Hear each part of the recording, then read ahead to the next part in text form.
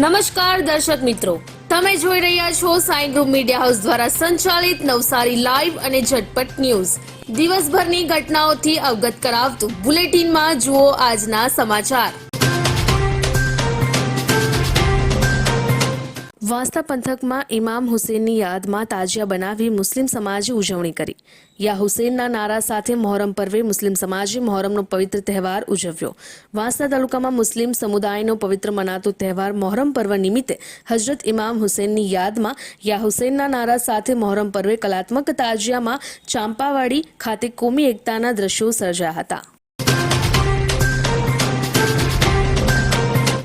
યાત્રી નિવાસ મટવાડ ખાતે નિબંધ લેખન યુવા સ્પર્ધાનું આયોજન કરાયું. ગતરોજ નહેરુ યુવા કેન્દ્ર નવસારી ગુજરાત પ્રવાસન નિગમ સંચાલિત યાત્રી નિવાસ મટવાડ અને મહિલા અને બાળ અધિકારીની કચેરી નવસારીના સંયુક્ત ઉપક્રમે આશ્રમ ખાતે યુવા નિબંધ લેખન સ્પર્ધા અને આઝાદીની લડતમાં દાંડી માર્ચનું મહત્વ વિષય પર એક કાર્યક્રમનું આયોજન કરવામાં આવ્યું હતું. આ કાર્યક્રમમાં પ્રગતિ એજ્યુકેશન સેન્ટરના સંચાલક અબ્રાર મલિક, જિલ્લા સંયોજક અસ્મિતાબેન ગાંધી, મટવાડના માજી સરપંચ જયંતિભાઈ પટેલ, સરપંચ રમેશભાઈ હળપતિ, યાત્રી નિવાસ મટવાડના ઇન્ચાર્જ બિનિતા પટેલ ઉપસ્થિત રહ્યા હતા. નવસારી જિલ્લાના બિલ્લીમોરાના પાણી પુરવઠા અધિકારીઓની કરાઈ ધરપકડ. ક્લાસ 1 અધિકારી સહિત કોન્ટ્રાક્ટર સહિત 10ની ધરપકડ કરવામાં આવી. પાણી પુરવઠામાં ખોટી રીતે ટેન્ડરિંગ પ્રક્રિયા કરી અને ટેન્ડરિંગનો ભંગ કરી કૌભાંડ આચર્યું હતું. કામ થયા વગર ખોટા બિલો મૂકી ખોટી હકીકતો ઊભી કરી અને કરોડોનું કૌભાંડ આચરાયું હતું. આ તમામ અધિકારીઓએ 5,48,72,000ની સરકારી ઉચાપાત કરી. સીઆઈડી ક્રાઇમની અંદર આની જાણ કરાઈ હતી. ફરિયાદ થતાં સીઆઈડી ક્રાઇમ બ્રાન્ચ દ્વારા 14 આરોપીઓ વિરુદ્ધ ફરિયાદ નોંધાઈ, જેમાંથી 10ની ધરપકડ કરી લેવામાં આવી છે. નવસારી પાણી પુરવઠા વિભાગના કાર્યપાલક ઇજનેર દ્વારા સરકારી નાણાંની ઉચાપાત અંગે કરાઈ હતી ફરિયાદ. ગઈકાલે રાત્રિના 3 વાગ્યાના સુમારે સુરતથી પિકઅપની અંદર ભૂન પકડવા માટે આવેલ 9 વ્યક્તિઓની પિકઅપ વેનને એક્સિડન્ટ નડ્યો. એક્સિડન્ટ એ રીતે થયો કે સ્ટીરિંગ ઉપરથી કાબુ ગુમાવતા આ પિકઅપ જે ખરી ઝાડ સાથે અથડાઈ અને બાજુમાં જે પાણીનું ખાબોચિયું હતું એની અંદર જઈ પડી. 2 વ્યક્તિઓના ઘટના સ્થળે જ મોત નીપજ્યા, જ્યારે બાકીના ઈજાગ્રસ્તોને 108 મારફતે નવસારીની સિવિલ હોસ્પિટલની અંદર સારવાર માટે ખસેડવામાં આવ્યા. અકસ્માત એટલો ભયંકર હતો કે એરોથી ઇટાળવા તરફ જઈ રહેલી જે ગાડી હતી એ જળ સાથે અથડાતા ફરી પાછી ઇટાળવાથી એરો તરફનું મોડું થઈ ગયું હતું. એટલે કે ઓવર સ્પીડિંગના કારણે સ્ટીરિંગ પરથી કાબુ ગુમાવતા આ અકસ્માત સર્જાયો હોવાની ભીતિ દર્શાવાઈ રહી છે. એવી કઈ હોસ્પિટલ છે જ્યાં કેન્સર માટે સર્જરીની સેવા હોય, કીમોથેરાપીની સારવાર હોય, રેડિયેશનની સારવાર હોય, પીટી સીટી સ્કેન હોય, કેન્સરની પેથોલોજી હોય, મેમોગ્રાફી હોય, એટલે કે બધું જ.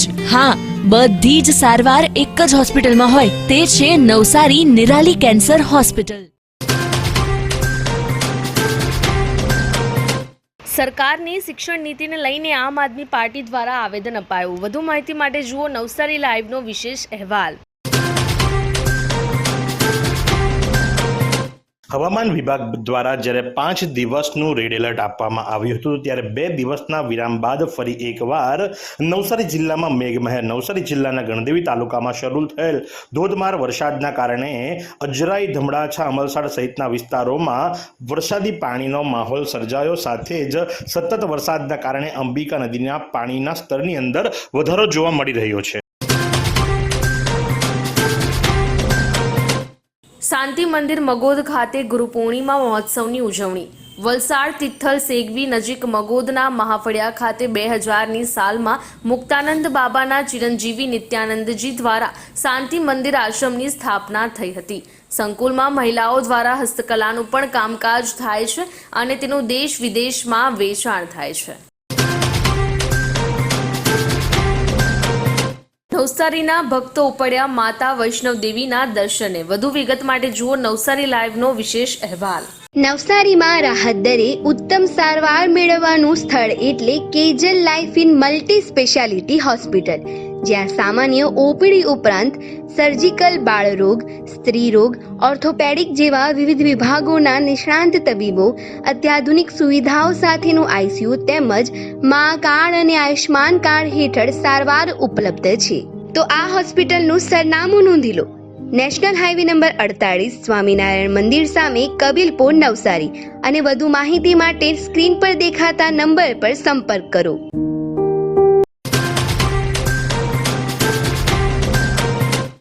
ગઈકાલે રાત્રિ દરમિયાન સુસુસા હોસ્પિટલ પાસે આવેલ આશાપુરી કોમ્પ્લેક્સના ગ્રાઉન્ડ ફ્લોર પર સાંઈ અમૃતતુલ્ય ચાની દુકાનની અંદર આગ લાગી હતી. આગ લાગવાના કારણે ફાયર બ્રિગેડને બોલાવવામાં આવી હતી. ફાયર બ્રિગેડ ઘટના સ્થળ પર પહોંચી આગ પર કાબુ મેળવ્યો હતો. જો કે આ આગની અંદર કોઈ જાનહાનિના સમાચાર મળ્યા નથી, પણ દુકાનની અંદર રાખવામાં આવેલ રાચરચીલું બળીને ખાખ થયું હતું અને બાજુની દુકાનમાં પણ થોડી ઘણી જ્વાળાઓ પહોંચી હતી. ફાયર બ્રિગેડની ટીમે આગ પર કાબુ મેળવ્યો હતો અને સાથે જ આગ ઓલવી હતી. કયા કારણોસર આગ લાગી છે એ હજુ ખુલ્યું નથી, પણ તપાસ દરમિયાન એની પણ માહિતી પ્રાપ્ત થશે. તો ફરી એકવાર ફાયર બ્રિગેડ દ્વારા નવસારીની અંદર લાગવામાં આવેલી આગ ઉપર કાબુ મેળવવામાં આવ્યો છે. નવસારી કોટ સંકુલની અંદર લીમડાનું વૃક્ષની ડાળી થઈ ધરાશયી. સદનસીબે જાનહાનિ ટળી. જોકે વાહનોને થોડી ઘણી નુકસાનની ભીતિ સેવાઈ રહી છે, પણ આવા વૃક્ષોનું વહેલી તકે ડાળી લેવામાં આવે એવી લોકોમાં માંગ ઉઠવા પામી છે. ચાંદીપુરા વાયરસને લઈને જિલ્લા કલેક્ટર દ્વારા પણ ટ્વીટ કરવામાં આવ્યું છે અને લોકોને જાગૃત કરવા માટે એક પ્રયાસ કરવામાં આવ્યો છે. વાત જો કરવામાં આવે તો સેકન્ડ ફ્લાય, જેને માટીની માખ પણ કહેવાય છે, એના દ્વારા નાના બાળકોની અંદર જીવલેણ રોગ કે જેની આજ સુધી કોઈ વેક્સિન કે રસી પણ શોધાઈ નથી, જેને લઈને કલેક્ટરે ટ્વીટ કર્યું છે. ઝાડા, ઉલટી, ખેંચ આવી અને અર્ધબેભાન જેવી હાલત આ સામાન્ય લક્ષણો છે અને એને લઈ અને આરોગ્ય તંત્ર જે ખરું એ પણ સજ્જ થઈ ચૂક્યું છે. આમાંથી કોઈ પણ પ્રકારના લક્ષણો તમારા બાળકમાં દેખાય તો તાત્કાલિક આરોગ્ય કેન્દ્રનો સંપર્ક કરવો. હવામાનની વાત કરીએ તો આજ રોજ નવસારીનું મહત્તમ તાપમાન 32.0 અંશ સેલ્સિયસ, લઘુત્તમ તાપમાન 25.0 અંશ સેલ્સિયસ રહ્યું હતું. હવામાં ભેજનું પ્રમાણ સવારે 97% જ્યારે સાંજે 96% રહ્યું હતું. હવાની ગતિ 7.6 કિલોમીટર પ્રતિ કલાક દક્ષિણથી પશ્ચિમ તરફ રહી હતી. આ સુંદર સૃષ્ટિને નિહાળવા માટે હજારો લોકો પાસે દ્રષ્ટિ નથી, અને એ ત્યારે જ શક્ય બને જ્યારે કોઈ ચક્ષુદાન કરે. તો તમારા સ્વજનો સાથે મળી એક સુનિશ્ચય લઈએ. ચક્ષુદાનને પરિવારની પરંપરા બનાવીએ. Visit Sant Punit Chakshu bank, rotary eye institute Navsari. Call 7069006329.